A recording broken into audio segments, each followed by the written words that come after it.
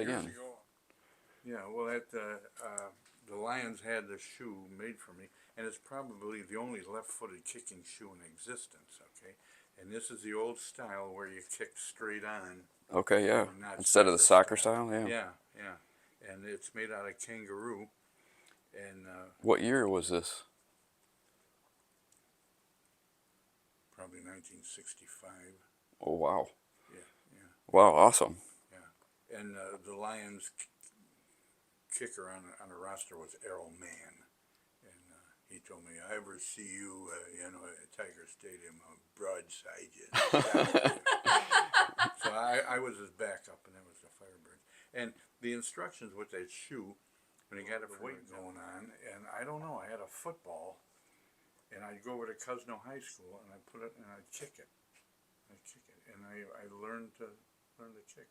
And at the peak, I had 10 footballs in the sack, and I put them down, kick, and then go pick them up and jog back. And that's how I got into it. And the guy saw me, he says, "Who do you play for?" I said, "I don't play for anybody." He said, "You're pretty accurate." So he told me, he says, he says, why don't you give the Lions a look? And so I looked up and talked to people, and they said, Pontiac Firebirds, that's where you go. If you're a grade over, they maybe put you in Tiger Stadium right there, but no. I kicked, made the team, and yeah, that was it. Wow. And I kicked for him for 3 years, 3 seasons. Wow. Yeah. That's awesome. I want to show you, come here, I want to show you some pictures. Okay. Of the past. Oh, nice. Yeah, and when I worked in Vegas, that was a different color, and it was bigger, and it was hanging on a wall in the main office. So you went to Vegas, right? Oh yeah, 1958. 1958. I worked as a lounge act for 1 year at the Nugget, and you know who got me my job there? Marilyn Monroe. Okay, that's amazing. So, anyways, Marilyn Monroe got me the job. Okay, where we were buddies. I'll tell you how we met, what have you. And so she got me the job, and I was a lounge act for 1 year, and then I invented the greatest magic trick in the world, and I used to do it, and wow, the Nugget. So they made me the MC. I'm 19 years old, and I'm the MC in a big show. That's awesome. Yeah, and then I that's me in Copperfield. Oh, no way. Yeah, and I just saw him last year in Vegas. Oh, did he? Yeah, he's still going. I used to do work for him, and we're just fun in there. You can see he's standing on the first step, and I'm standing on the floor. He had to be the big guy each time. I got to be of course, big guy, sure. So we're just fun in there. That's awesome. And what I would do for him, I tell people this, I never thought of that.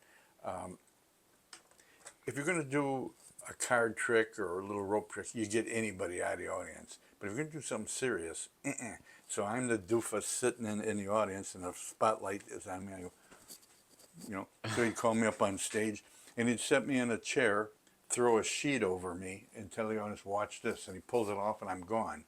Well, I knew what to do and where to go, and sometimes I'd scrape myself or bruise or even cut myself. But I'm a fellow magician, and it's okay. You pick somebody out of the audience, man, you're talking liability. Okay? Yeah. So if he does something, it's another magician. Oh, for sure. That's it. And the photographer was amazing. I would appear at no kidding. Theater of the Sea down in Isla Mirada in the Florida Keys. Yeah. And I'd do a bit, whatever. And I had shorts on. And then at the end, the music would start. Dun, dun, dun, and I'd walk over to the audience and ask a lady, "Would you like to dance with me?" And she'd say, "Hell no!" And everybody laughed. So I went out, and there's a dolphin. One dolphin is left. And I said, "Will you dance with me?" She's standing. So I take my thing, and I dive in. And so me and the dolphin, you touch a dolphin, the dolphin goes, shh, shh, boom. Okay. So we'd both do that, and then the music would stop, and the announcer would say, "Well, that was a lovely couple. How about a big kiss?" And that photographer caught it dead nuts. That's awesome. Yeah. Yeah, I'm kissing that dolphin. And one thing I learned about dolphins, you do that, don't touch their belly, because they say, "Oh, you want to get it on?" Yeah, he said, "Do not touch their belly." I would. And that's where I met Marilyn Monroe. Wow. They were having a private party, and I happened to be in there. She gave me her phone number, and we got together I knew her for about a year. Okay. And these two pictures, okay, my first day in Vegas and my last day at the Nugget, okay? Okay. There's my first day. That's me, and that's a business manager from the Golden Nugget. And he's taking me around, introducing me to a couple managers at a couple different clubs, people Okay. I would know. Wow. And then my last day working at the Golden Nugget was about 9 years ago, and I opened for Kenny Rogers, okay? Oh, no kidding. Yeah, and they wanted a all Western theme, so they called me and asked me if I would do it, and that's, Oh, that's great. yeah, that's me in action. That's pretty cool. Yeah, Doc Holliday.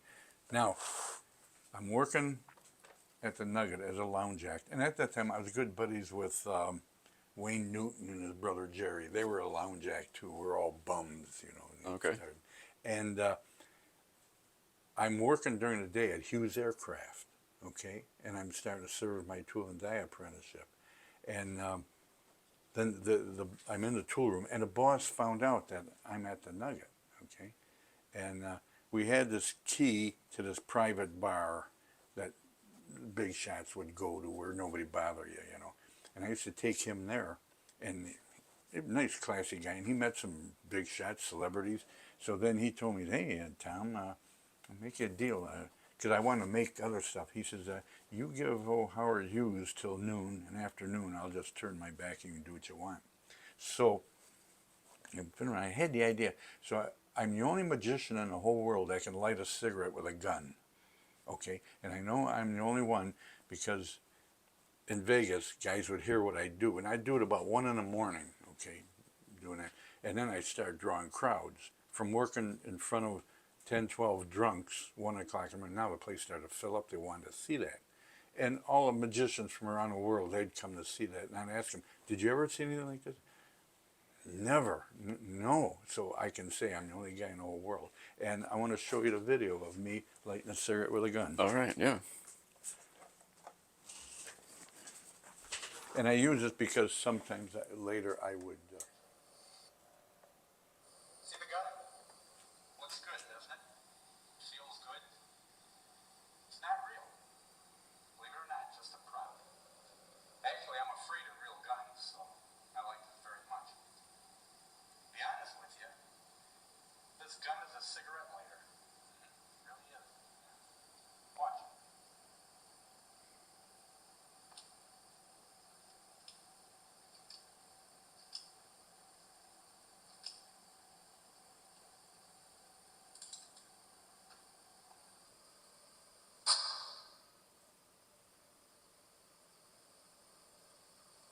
That's awesome. I love being a magician. Okay, so I bought a real good starter pistol, you know, Okay. that you use in track meets, and then I made this part and what have you. And I used to catch red bullets in my mouth. I think you did that in class. It In would- my class. Right, yeah, okay. And what I'd do, I'd take the bullet, and I'd put it in the gun, right? And then, okay. And yeah, so I started with I started with a cheap pistol, and it misfired one time, so it turned into a comedy act immediately, and I covered it. But then I paid about $250 for this one, and it's again a starter pistol for track meet, and that's what I That's did. pretty cool. Yeah, Oh, wow. that's a good one. Yeah. We do lots of firearm stuff lately. Yeah. But not like this. This is pretty amazing. And then I gave that to Kenny, and he blackened it for me. Oh, okay. Yeah, Kenny. Yeah. Yeah, Kenny Kelly. Yeah. Yep. Oh, I'm having a get together here again on Saturday, September 21st. Okay. So I'm in about 20 of you guys. Yeah. So, So I got a question for you. How many of your students do you think over the years started their own shop? last count I was 50. 50. Yeah. Guys from really Moore, a kid named Moore. He owns a plastic shop.